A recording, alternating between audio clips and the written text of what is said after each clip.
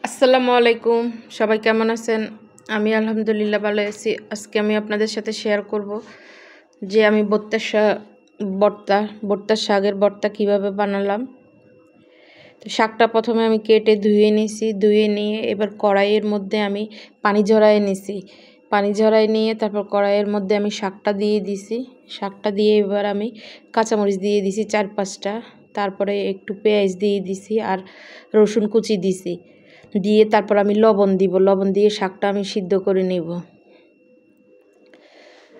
শাকটা সিদ্ধ করে নিয়ে পরে আমি আরেকটু কাঁচা পেঁয়াজ দিয়ে তারপরে সরিষার তেল দিয়ে তারপরে এই যে শাকটা ভর্তা বানাবো।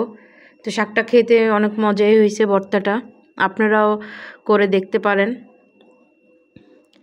কে কোথায় থেকে দেখছেন কমেন্টের মাধ্যমে জানাবেন। আমার ফেসবুক পেজটা লাইক কমেন্ট শেয়ার করে দিবেন। আমার একটা ইউটিউব চ্যানেল আছে শাহানার রান্নাঘর, ইউটিউব চ্যানেলটা একটু সাবস্ক্রাইব করে দিবেন। তো কে কোথায় থেকে দেখছেন কমেন্টের মাধ্যমে জানাবেন। এই যে আমি শাকটা অনেকটা হয়ে গেছে, একদম সিদ্ধ হয়ে গেছে। এবার পানিটা একদম ভালোভাবে শুকিয়ে তারপরে ঝরঝরা করে তারপরে নামিয়ে নিব।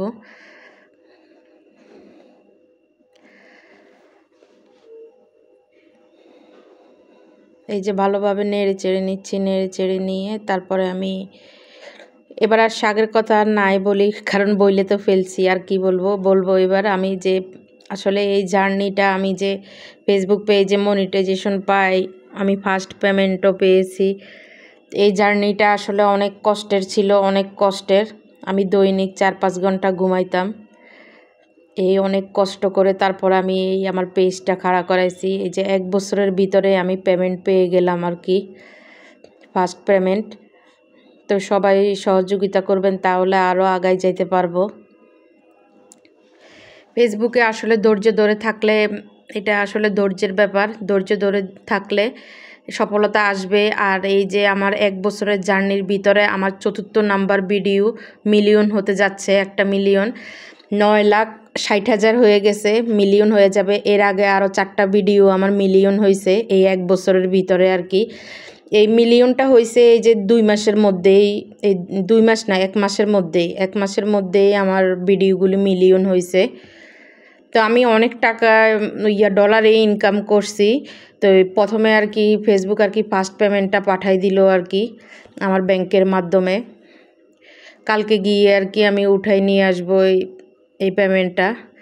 এটা আসলে অনেক কষ্টের ছিল, অনেক ছিল আসলে। এটা আমি আসলে পাবো যে আমি কখনো কল্পনাও করতে পারি নাই।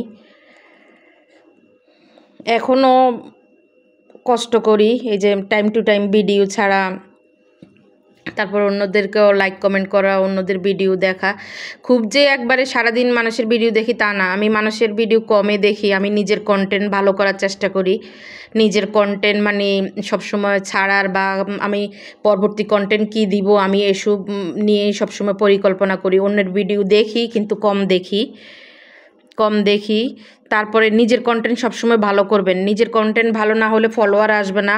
তো সবাই ভালো থাকবেন, সুস্থ থাকবেন। আজকের মতো আল্লাহ হাফেজ।